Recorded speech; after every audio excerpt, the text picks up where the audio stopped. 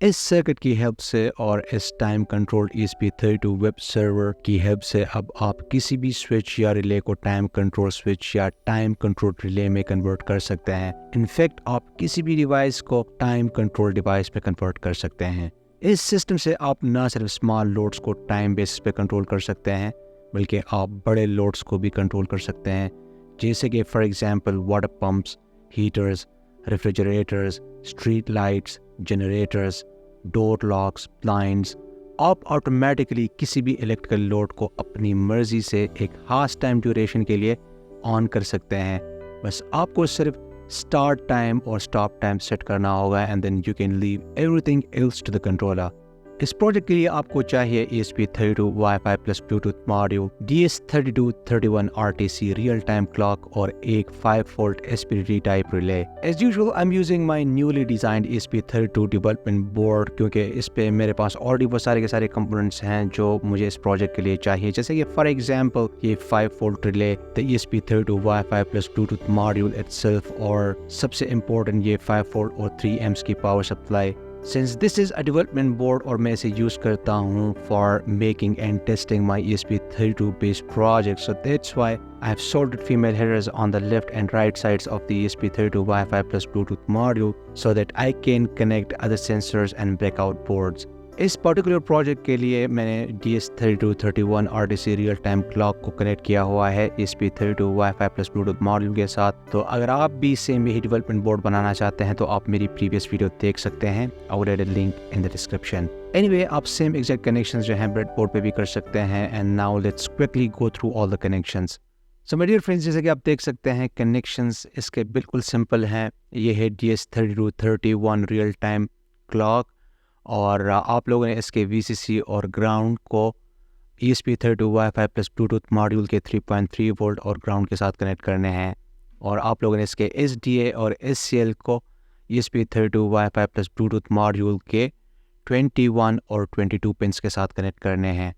ये आप देख सकते हैं, ये है 5 वोल्ट SPDT टाइप रिले, और आप लोगों ने इसके जो इनपुट पिन है उसको कनेक्ट करना है GPIO 13 पिन के साथ। सो ESP32 पे GPIO 13 को यूज़ करके हम इस रिले को ऑन या ऑफ करेंगे। और आप देख सकते हैं इसके कॉमन और नॉर्मली ओपन कॉन्टैक्ट्स के साथ हमने एक बल्ब को कनेक्ट किया है।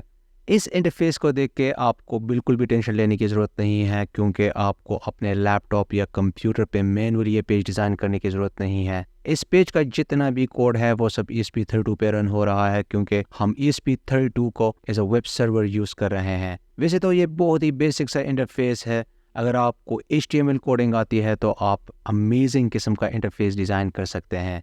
सो माय डियर फ्रेंड्स, ये है ESP32 वेब सर्वर की प्रोग्रामिंग, और आप इसे ईजिली मॉडिफाई कर सकते हैं अगर आपको HTML कोडिंग आती है। वैसे मैं इस कोड को ज़्यादा डिटेल में एक्सप्लेन नहीं करूँगा, क्योंकि HTML कोडिंग अपने आप में ही एक अलग फील्ड है, लेकिन आप थोड़ी बहुत जो है वो चेंजेस कर सकते हैं जब आप इस कोड को जो है रीड करेंगे। एनीवे, अगर आप पहली बार ESP32 wifi plus Bluetooth module use कर रहे हैं तो फिर आपको ESP32 बोर्ड को Arduino IDE में इंस्टॉल करना होगा।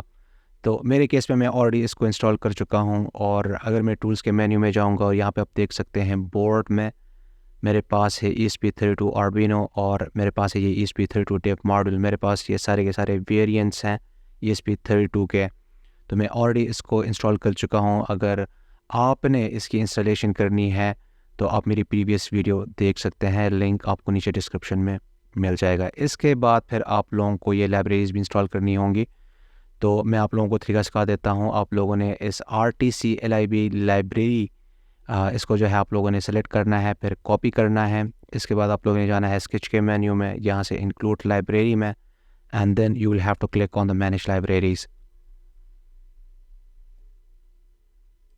Paste the library name in the search box, और ये आप देख सकते हैं मैंने इसको ऑलरेडी इंस्टॉल किया हुआ है। तो इसी तरह से आप लोगों ने भी सेम इसी लाइब्रेरी को इंस्टॉल करना है। इसके बाद फिर फाइनली आप लोगों ने इस प्रोग्राम को अपलोड करना है। तो मेरे केस में मैं ऑलरेडी इस प्रोग्राम को अपलोड कर चुका हूँ।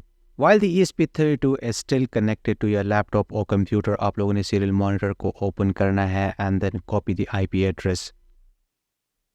अब आप ESP32 wifi plus Bluetooth module को डिस्कनेक्ट कर सकते हैं और अब आप इसे उस लोड के साथ इंस्टॉल कर सकते हैं जिसे आप लोगों ने कंट्रोल करना है।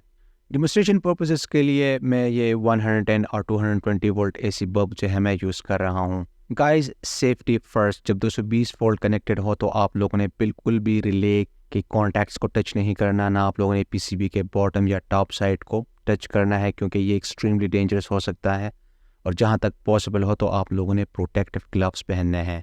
अभी ESP32 wifi plus Bluetooth module मेरा लैपटॉप, टैबलेट और मेरा सेल फोन सब वाईफाई राउटर के साथ कनेक्टेड है। मैं इनमें से किसी भी डिवाइस को यूज़ करके ESP32 वेब सर्वर को एक्सेस कर सकता हूँ and there is no need for these devices to be physically connected. Anyway, चलें पहले हम लैपटॉप से स्टार्ट लेते हैं। हमने IP एड्रेस को सिंपली पेस्ट करना है या फिर टाइप करना है। जो इंटरफेस है ये एकदम से ओपन हो जाएगा। नेक्स्ट हम वो टाइम इंटर करेंगे जिस पे हमें लोड को ऑन करना है। नेक्स्ट हमें स्टॉप टाइम को एंटर करना होगा। This is the time that defines for how long the device will remain on और active.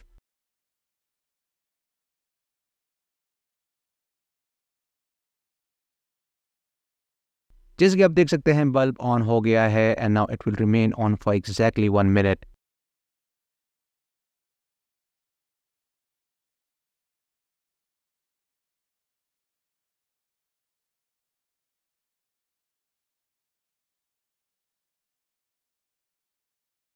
This is simply mind blowing. Bulb जो है ऑफ हो गया है। चलिए अब हम सेल फोन को यूज़ करके इसे कंट्रोल करते हैं।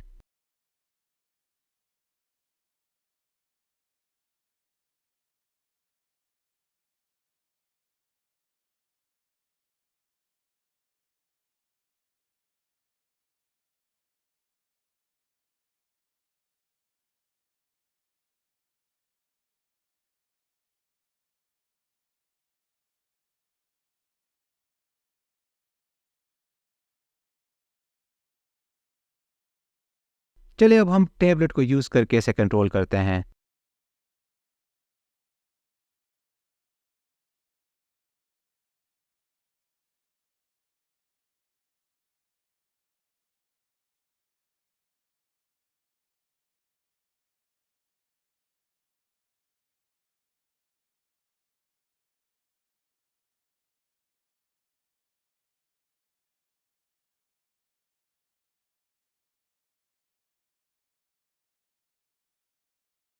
So guys, that's all for now. I hope you liked today's episode. Like and share this video with your friends. See you in next episode and thanks for watching.